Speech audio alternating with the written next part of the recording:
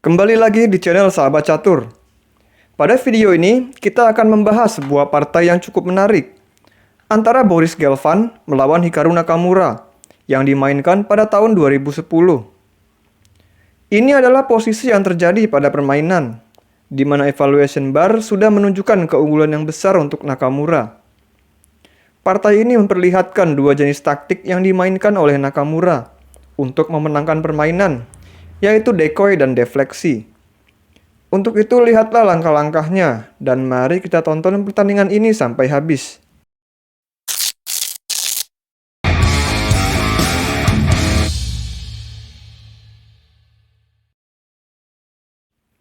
Langkah pertama putih yaitu D4. Dijawab kuda F6, C4, G6, kuda C3, gajah G7, E4.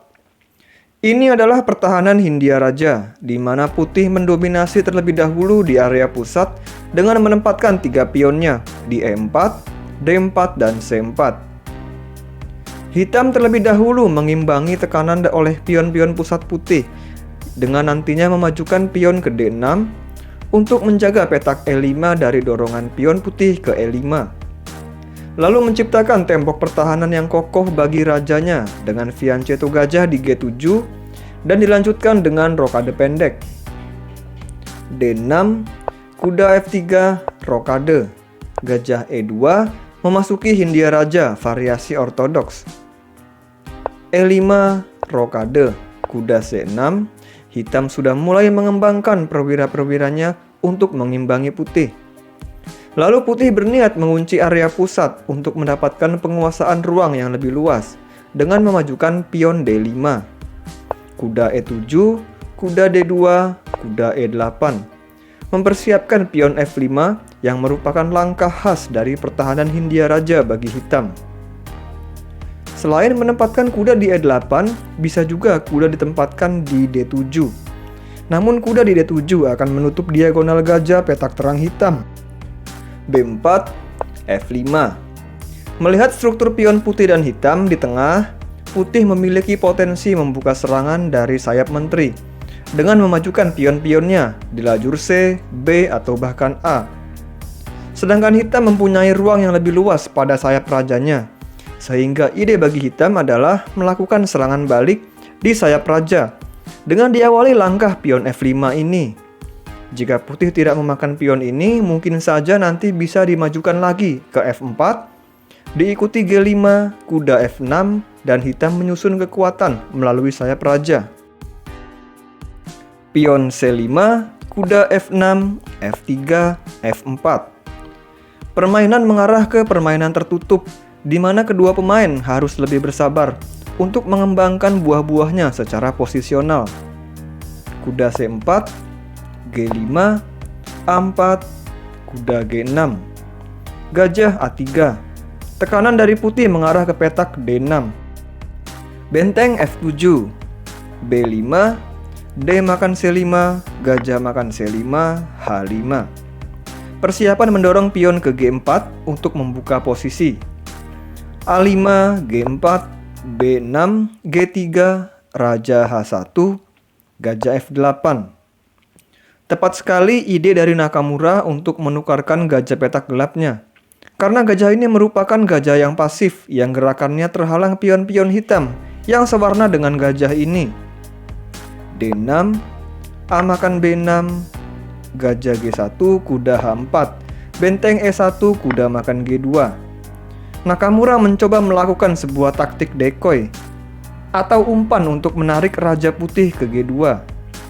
Jika raja makan G2, benteng G7. Jika tidak berhati-hati, posisi ini agak berbahaya bagi raja putih.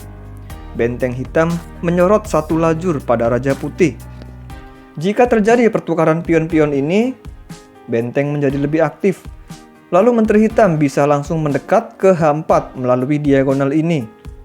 Tentu saja dengan pengorbanan kuda terlebih dahulu ke E4. Dibantu gajah petak terang yang tidak terhalangi di diagonal ini, dan dapat menusuk melalui petak H3.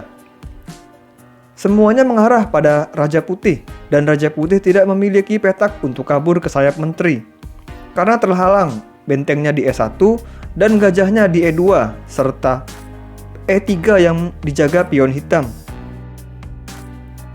Gelvan terlebih dahulu mengancam menteri dengan D makan C7. Dan Nakamura pun sudah melakukan kalkulasi yang matang untuk membiarkan menterinya dimakan. Dia justru memainkan kuda makan benteng. Kuda makan E1, taktik yang cukup cerdik dilakukan Nakamura. Jika menteri hitam dimakan oleh pion ataupun menteri, maka ada pion G2 untuk menjepit Raja Putih di pojok dan tercipta skakmat. Maka dari itu Gelvan memakan kuda terlebih dahulu. Lalu untuk kedua kalinya, Nakamura melakukan taktik decoy lagi dengan G2 skak, memaksa Raja Putih untuk memakannya. Benteng G7 skak, Raja H1, Gajah H3. Raja Putih sudah terjepit. Gajah Putih sudah tidak sabar untuk segera berada di petak G2. Namun Putih mencoba menjaganya dengan Gajah F1. Kemudian Nakamura melakukan taktik mematikan lainnya, yaitu defleksi, dengan menteri D3. Tujuannya untuk mengalihkan gajah petak terang putih terhadap penjagaannya pada petak G2. Sehingga jika gajah makan menteri, maka dilanjutkan gajah G2 dan skakmat. Kuda makan E5, gajah makan F1, menteri makan F1, menteri makan C3, benteng C1, menteri makan E5, pion promosi ke C8 menjadi menteri, benteng makan C8, benteng makan C8. Putih telah berhasil menetralisir serangan-serangan dari hitam. Namun sekarang hitam sudah unggul 1 perwira, yaitu 1 kuda, dan ditambah lagi keunggulan posisi hitam, di mana benteng di G7 benar-benar mengurung Raja Putih di pojok, membuat Putih sudah tidak bisa berbuat apa-apa lagi. Menteri E6, dan akhirnya di sini Gelvan pun menyerah. Sekian pembahasan pada video ini, semoga memberikan manfaat bagi kita semua. Jika kalian menyukai pembahasan dan analisis pada video ini, silakan like video ini dan subscribe juga channel Sahabat Catur agar channel kami dapat lebih berkembang dan bermanfaat bagi seluruh penggemar catur di Indonesia. Terima kasih telah menyaksikan dan sampai jumpa.